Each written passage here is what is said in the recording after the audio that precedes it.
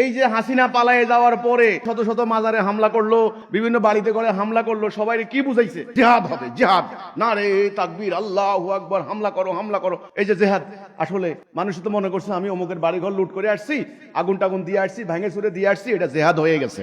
এটা আমল করে আসছে না? এই আমলটা ভুল হলে কি কারণে?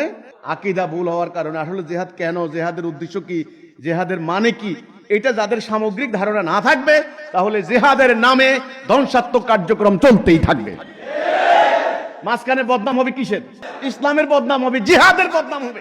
মানুষ দোষ করবে কোরআনকে, আরে কোরআন খারাপ, আল্লাহ খারাপ, আরে কেউ বলবে আল্লাহই কেউ নাই, নাউযুবিল্লাহি মিন যালিক, নবীকে গালাগালি করবে। এই নবীর উম্মত এগুলা মাথায় টুপি দিয়া, লম্বা পাগড়ি পইরা, দাড়ি পইরা, এই দেখো তাণ্ডব করতেছে জিহাদের নামে। আরে দেখো জিহাদ মানি খারাপ।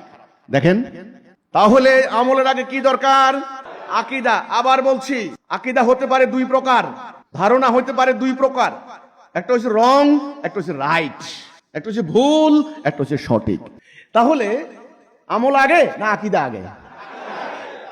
সঠিক ধারণা ভালো করে জানবেন, নাকি দৌড় দিয়ে খালি আমলের জন্য দৌড়াদৌড়ি করবেন?